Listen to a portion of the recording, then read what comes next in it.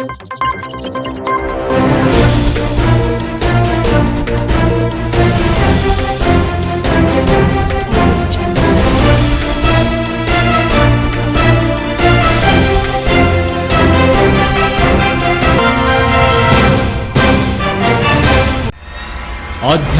కార్యక్రమాలను, పండుగల విశేషాలను, పట్టణ గొప్పతనాలను, పాలకులు చేసే నిర్లక్ష్యాలను, ప్రమాదాలను, వాటి నిర్లక్ష్య వ్యవస్థను, భూరాబందుల దోపిడీలను, రాజకీయ నాయకుల అసమర్థతను, అధికారుల ఆగడాలను, పేదవాడు పడే బాధలను, వాస్తవాలను ప్రజల కళ్లకు కట్టినట్టు చూపించడమే మా లక్ష్యం. సిటీ కేబుల్ న్యూస్, ప్రజల చేతిలో ఆయుధం.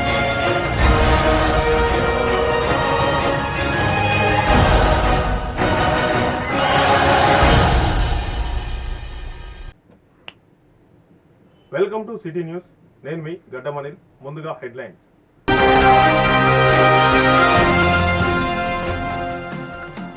మంచిర్యాల జిల్లా కాశీపేట బెల్లంపల్లి మండల కేంద్రాల్లో పర్యటించి పలు కార్యక్రమాల్లో పాల్గొన్న రాష్ట్ర వయోజన విద్యాశాఖ డైరెక్టర్ జి ఉషారాణి.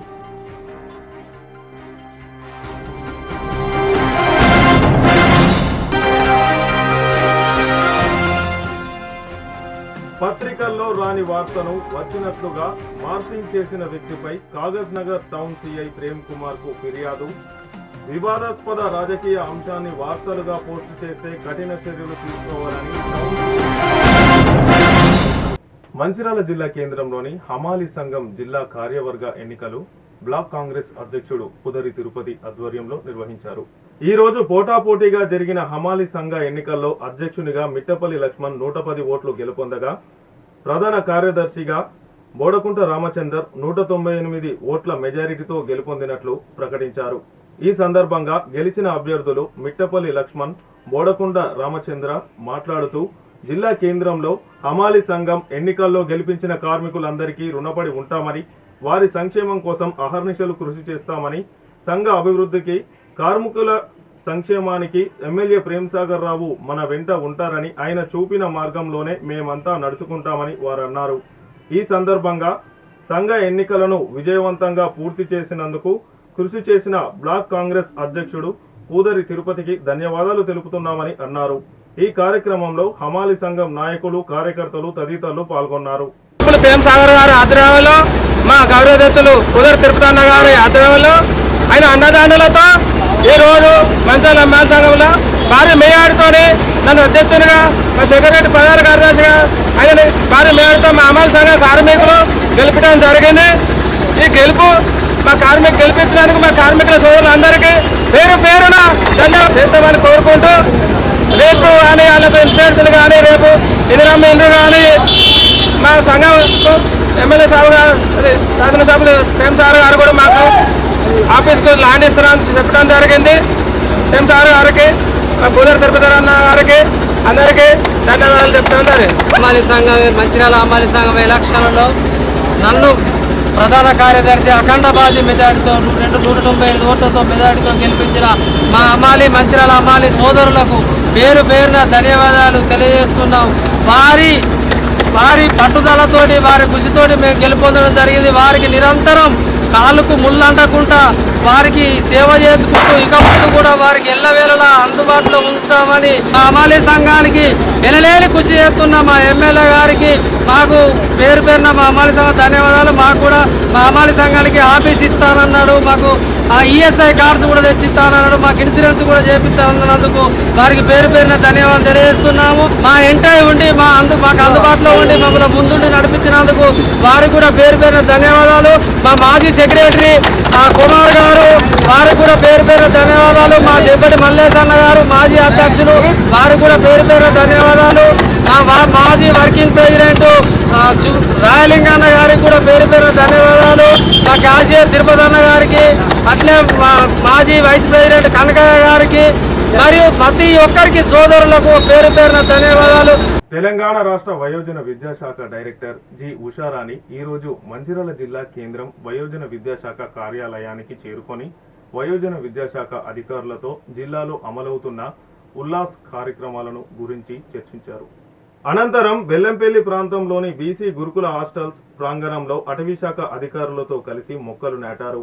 ఈ సందర్భంగా న్యాయ జన విద్యాశాఖ డైరెక్టర్ మాట్లాడుతూ రాష్ట్ర వ్యాప్తంగా వన మహోత్సవంలో భాగంగా వివిధ ప్రభుత్వ శాఖలు సత్యంత సంస్థలు కలిసి మొక్కలు విరివిగా నాటుతున్నారని, అదేవిధంగా ఈరోజు బెల్లంపల్లి పట్టణంలోని ప్రభుత్వ హాస్టల్లోని ప్రాంగణాల్లో మొక్కలు నాటడం జరిగిందని, ప్రతి ఒక్కరూ మొక్కలు నాటడంతోటే మన బాధ్యత పూర్తయిపోతుందని అనుకోకుండా సంరక్షణ బాధ్యత కూడా తీసుకోవాలని అన్నారు. నాటిన ప్రతి మొక్క వృక్షంగా మారితే హరిత రాష్ట్రంగా తెలంగాణ రాష్ట్రం ఆవిర్భవిస్తుందని అన్నారు. ఈ సందర్భంగా అటవీశాఖ అధికారులు మాట్లాడుతూ మొక్కలు నాటే కార్యక్రమంలో పాల్గొన్న రాష్ట్ర వయోజన విద్యాశాఖ డైరెక్టర్ జి ఉషారాణి మిగతా వారందరికీ ఆదర్శప్రాయంగా నిలుస్తారని తెలిపారు. ఈ కార్యక్రమంలో రాష్ట్ర డైరెక్టర్ వెంట జిల్లా వయోజన విద్యాశాఖ అధికారి ఏ పురుషోత్తం నాయక్, డిఆర్పీలు K Janardhan, K Tirupati, B Shankari, అటవీ శాఖ అధికారులు, సిబ్బంది పాల్గొన్నారు.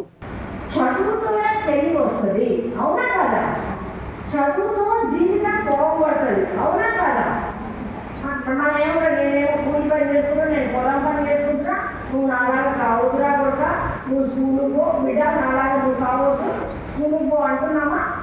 సో స్కూల్కి పంపిస్తున్నాం మనం. అంటే చదువు అంటే అంత ఇంపార్టెంట్ అని, అది చాలా మంచి విషయం అని అందరికీ మనకు అర్థమవుతుంది, అవునా? సో సపోజ్ ఒక యాపిల్ పండు ఉంటుంది నాన్న, డాక్టర్స్ అంటారు రక్తం తగ్గిపోయింది బాడీలో అంటే రోజు ఒక యాపిల్ పండు తిను అని అంటారా లేదా? ఒక యాపిల్ పండు తింటే మనకు బలం వస్తుందని మనం తెలిసినప్పుడు మనం తింటాం. సరే మన ముందు కొనుక్కొని తినాం నాన్న, వినండి బాగా, వాళ్ళ ఇక్కడ అలాగే తెలియదు చెప్పాలి. మనం కొనుక్కొని తినము, అప్పుడు ఏమవుతుందంటే మన బాడీలో బ్లడ్ తగ్గిపోతుంది, రక్తం తగ్గిపోతుంది. అప్పుడు డాక్టర్ ఏం చెప్తారంటే, అమ్మా నువ్వు యాపిల్ కొనుక్కొని తిను, ఒక వారం రోజులు డైలీ ఒక యాపిల్ తిను, అప్పుడు నీకు కొంచెం బ్లడ్ ఇంప్రూవ్ అవుతుంది అని చెప్తారు డాక్టర్. అప్పుడు మనం తింటామా లేదా?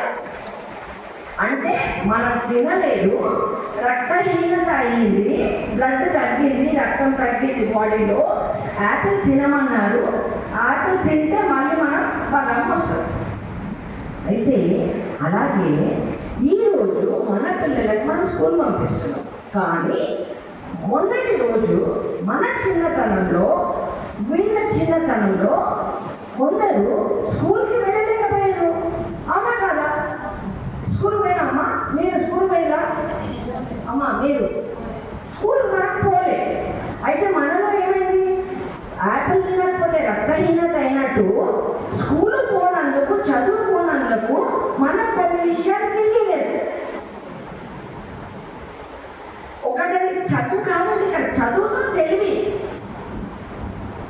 సో యాపిల్ తినలేదు, రక్తహీనత అయింది, చదువుకోలేదు, తెలివి తక్కువైంది మనకి. ఇప్పుడు చదువుతే యాపిల్ తింటే రక్తం పెరుగుతుంది, చదువుతో తెలివి పెరుగుతుంది, అవునా? సో అప్పుడు ఎవరైతే చదువుకోలేదో పెద్దవాళ్ళు, ఇప్పుడు మనకు అవకాశం ఉన్నది.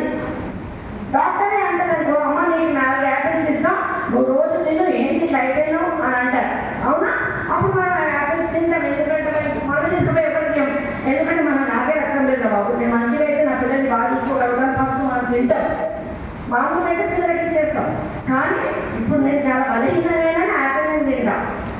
అలాగే ఇప్పుడు మనం చదువుకోలేదు కాబట్టి, ఇప్పుడు అవకాశం ఉంది కాబట్టి, అవకాశం ఇప్పించే ప్రభుత్వం ఉంది కాబట్టి, సార్లు ఉన్నారు కాబట్టి మనం చదువుకుంటున్నాం. మనం అంటే ఇది వయోజన పెద్దోళ్ళకి ఇచ్చే విద్య. సో వయోజన విద్య అంటే అప్పుడు చదువుకోలేని వాళ్ళు ఇప్పుడు చదువుకోగలిగి కొంచెం జ్ఞానం సంపాదించి కొంచెం ఆలోచించే శక్తి సంపాదించడం అనేది వయోజన విద్య. ఓకే, సో ఈరోజు నువ్వు నీ పిల్లలనేమో పంపిస్తున్నావు, మరి నీకు వద్దా చదువు, నాకు వద్దా చదువు, నేను చదువుకోలేదు నిజంగా. ఇప్పుడు నేను వీళ్ళ దగ్గర నేర్చుకుంటున్నా, వీళ్ళ దగ్గర నేర్చుకునే ఇలా అయ్యాను, ఇలా నేను మాట్లాడగలుగుతున్నాను, నేను కూడా ఇట్లనే మాట్లాడగలుగుతాను. పాపం కానీ మీ ఫేసెస్ చూస్తే మటుకు మీరందరూ ఇంత ఉత్సాహంగా ఉన్నారు. అంటే ఇంత ఎండ అంటే ఉపరిస్తుంది బాగా, ఇట్లా ఫ్యాన్ తిరుగుతున్నానని, అయినా ఇట్లా ఓపికతో కూర్చున్నారంటే మీకు ఈ యాపిల్ పండు అంటే ఈ చదువు పండు మీద చాలా ఇంట్రెస్ట్ ఉంది అందరికీ కదమ్మా. ఈ చదువు యొక్క పండు అంటే చదువు అనేది మనకు ఒక ఆహారం, దీనికి ఆలోచింపజేసే వాటికి నీరు ఎండ ప్రాపర్గా ఇచ్చి అవి పెరిగి మళ్ళీ మనకు అవి ఆక్సిజన్ ఇచ్చే విధంగా మనము తయారు చేసుకోవాలి. అండ్ ఈ ప్రతి మొక్క ఏదైతే నాటినామో దాన్ని కాపాడుకునే బాధ్యత మనందరి మీద ఉంది.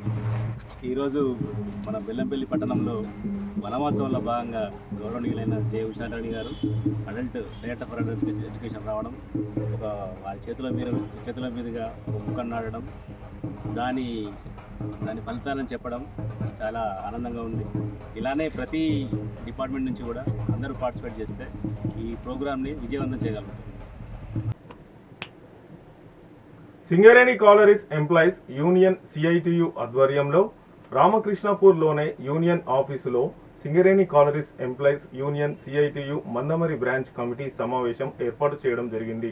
ఈ సమావేశంలో బ్రాంచ్ అధ్యక్ష కార్యదర్శులు మాట్లాడుతూ ఎన్నికలతోనే కార్మిక సమస్యలు పరిష్కరిస్తామని చెప్పి కార్మికుల్లో వస్తున్న అసంతృప్తిని గమనించి ఓడిన సంఘాల వలె వినతి పత్రాలు ఇస్తున్నారని, ఎన్నికల్లో గెలిచి స్ట్రక్చరల్ సమావేశాల్లో చర్చించిన వాటిపై సర్కులర్లు ఇప్పించి అమలు చేయించలేకపోతున్నారని విమర్శించారు. వేజ్ బోర్డు ఒప్పందానికి కూడా కమిటీ వేయించి ఆలస్యం చేస్తున్న గుర్తింపు సంఘం తీరే దీనికి నిదర్శనం అని, అన్ని సంఘాల ఆధ్వర్యంలో లేబర్ కమిషనర్ వద్ద చేసుకున్న 12.3 ఒప్పందాలను అమలు చేయలేకపోతున్నారని, తాజాగా జరిగిన మెడికల్ బోర్డులో మైనింగ్ స్టాఫ్ కు సూటబుల్ జాబు ఇప్పించలేకపోయారని, గత 9 నెలలుగా ఫిట్ ఇవ్వకుండా ఆపుకొని ఇప్పుడు ఫిట్ ఇవ్వడం సరైనది కాదని, గతంలో తాము గెలిచినప్పుడు జూలైలో లాభాల వాటా ఇప్పించామని గొప్పలు చెప్పే నాయకులు నేటికి లాభాలను సంస్థ చేత ప్రకటింప చేయలేక వాటా కోరడం వారి యొక్క చాతకానితనానికి నిదర్శనమని ఎద్దేవా చేశారు.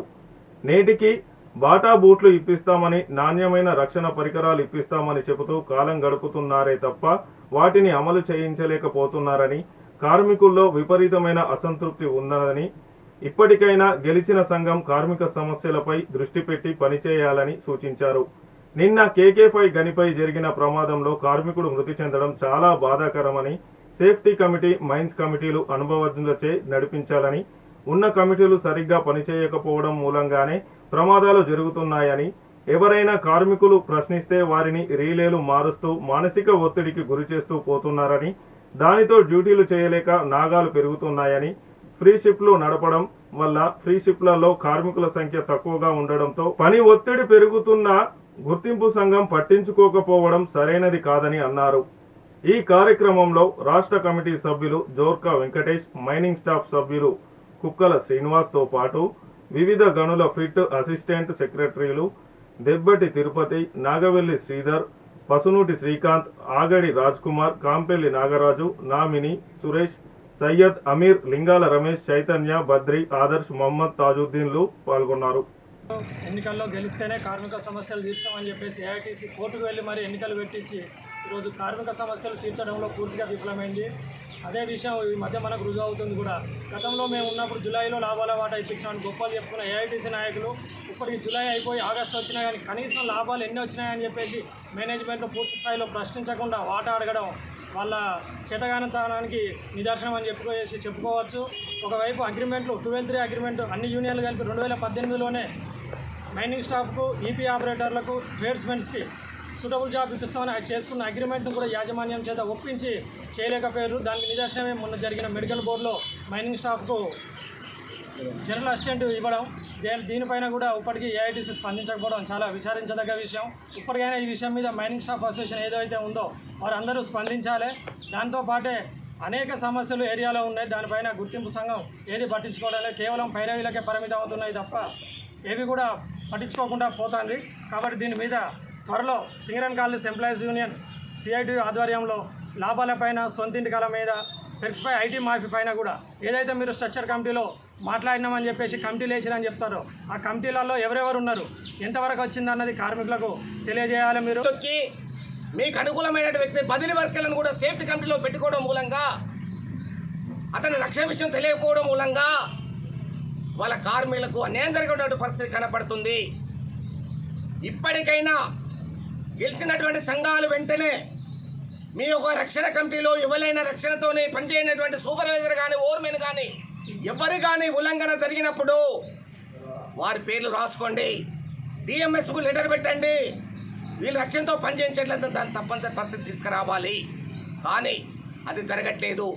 ఎవరైనా కార్మికుడు నాకు నష్టం జరుగుతుంది, నాకు దెబ్బలు తగిలేటట్టుంది, నేను అందులో పోలేను, వెంటిలేషన్ లేదు, గాలి లేదు, నాకు ఇబ్బంది అవుతుందని చెప్తే అతని మీద నిర్బంధం తీసుకొచ్చి లెటర్లు ఇప్పిస్తున్నారు. ఇతను ప్రొడక్షన్ చేయకుండా చేస్తున్నాడు అని అతని మీద చాకులు అబద్ధాలు చెప్తూ అతని మీద అణిచివేసే ప్రయత్నాలు జరుగుతున్నాయి. ఇది కరెక్ట్ కాదని మీ సింగరేణి కావాల్సిన ప్రెసిడెంట్ సిఐటిగా మేము మనవి చేస్తున్నాం. అదే కాదు, ఏదైనా సమస్య ఉన్నప్పుడు ఉన్నటువంటి కార్మికులను యూనిట్గా తీసుకొని ఆ సమస్యలు ఏ బాధలు ఉన్నాయని తెలుసుకోవాల్సిన బాధ్యత గెలిచినటువంటి సంఘాలకు ఉన్నాయి. కానీ అది చేయట్లేదు. కొన్ని సందర్భాలలో మేము మైన్ మీదకి వెళ్ళినప్పుడు మాకు చెప్పడానికి కూడా భయపడినటువంటి పరిస్థితి, భయపడుతున్నారు కార్మికులు. అంటే దీన్ని అర్థం చేసుకోవాల్సిన బాధ్యత ఎంతైనా ఉందని తెలియపరుస్తున్నాం. ఇక ముందు ఏ యాక్షన్ జరగకుండా ప్రతి ఒక్క గంటలో కూడా తప్పనిసరిగా రక్షణతో పనిచేసే విధంగా మీ ప్రొడక్షన్ వ్యతిరేకం కాదు. సిఐటిగా మీరు ప్రొడక్షన్ తీసుకోండి. అదే కాదు, వాళ్ళ కేకే5 మైను చాలా పైకి వస్తుంది, బీసేఫ్లో నడుస్తుంది మైను, చాలా ఇబ్బందికర పరిస్థితిలో కేకే5 మైన్ నడుస్తుంది. ఒక 3 రోజుల కిందనే 100% టార్గెట్ దాటిందని కార్మికులను అభినందించినటువంటి పరిస్థితి ఇవాళ మందపేట డివిజన్ యాజమాన్యం ప్రకటించింది. ఇవాళ రక్షణతో కనుక పనిచేయకపోతే ఇబ్బందికర పరిస్థితులు ఏర్పడుతున్నాయి. కాబట్టి రక్షణతో పనిచేయాలని ప్రతి ఒక్క కార్మికుడు కోరుకుంటున్నాం. వివాదాస్పదమైన అంశాన్ని వార్తా రూపకంగా మార్చి దానికి ఒక పత్రిక లోగోను వాడి పత్రికల్లో వార్త వచ్చినట్లుగా మార్ఫింగ్ చేసి సోషల్ మీడియాలో పోస్టు చేసిన వ్యక్తిపై ఆదివారం కాగజ్ నగర్ ప్రెస్ క్లబ్ ఆధ్వర్యంలో జర్నలిస్టులు టౌన్ సిఐ ప్రేమ్ కుమార్ కు ఫిర్యాదు చేశారు. కాగజ్ నగర్ మండలం చింతగూడ కోయవాగుకు చెందిన లెండుగూరే శ్యామరావు అనే వ్యక్తి నిన్న అనగా శనివారం రోజున మధ్యాహ్నం నిమిషాల సమయంలో కొన్ని వాట్సాప్ గ్రూప్లలో వివాదాస్పద రాజకీయ అంశాన్ని వార్తగా తయారు చేసి ఒక పత్రికలో వచ్చినట్లుగా మార్పింగ్ చేసి పోస్టు చేశాడు. ఇది ఆయా గ్రూప్లలో వైరల్ గా మారి పత్రిక ప్రతిష్ట దెబ్బతినే విధంగా వ్యవహరించాడు. కాబట్టి అతనిపై చట్టరీత్యా చర్య తీసుకోవడంతో పాటు దీని వెనుక ఉన్న అసలు సూత్రధారులను బయటికి తీసి వారిపై కూడా చట్టరీత్యా చర్యలు తీసుకోవాలని కోరడం జరిగింది. ఇలాంటి వారు భవిష్యత్తులో పత్రికలు కానీ మీడియా సంస్థల పట్ల ఇలా వ్యవహరించకుండా కఠిన చర్యలు తీసుకోవాలని ప్రెస్ క్లబ్ అధ్యక్షుడు టి సురేందర్ రావు సిఐకి ఫిర్యాదు చేశారు. ఈ కార్యక్రమంలో ప్రెస్ క్లబ్ కార్యదర్శి తిరుమలాచారితో పాటు జర్నలిస్టులు J Madhukar, A Suresh, Jameel, G Srinivas, Chiranjeevi, Shafi Ulla, Isaq, B Kiran, P Rajasekhar, P Santosh, D Lakshman తదితరులు పాల్గొన్నారు. వార్తలు ముగించే ముందు హెడ్లైన్స్ మరొకసారి.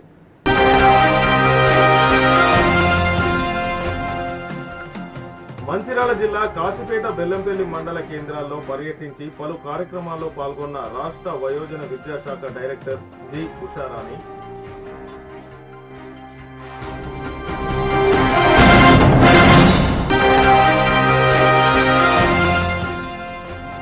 పత్రికల్లో రాని వార్తను వచ్చినట్లుగా మార్పింగ్ చేసిన వ్యక్తిపై కాగజ్ నగర్ టౌన్ సిఐ ప్రేమ్ కుమార్ కు ఫిర్యాదు. వివాదాస్పద రాజకీయ అంశాన్ని వార్తలుగా పోస్టు చేస్తే కఠిన చర్యలు తీసుకోవాలని. సిటీ న్యూస్ ఇంతటితో సమాప్తం. తిరిగి ప్రసారమయ్యే సిటీ న్యూస్ లో మళ్ళీ కలుసుకుందాం. అంతవరకు సెలవు. నమస్కారం.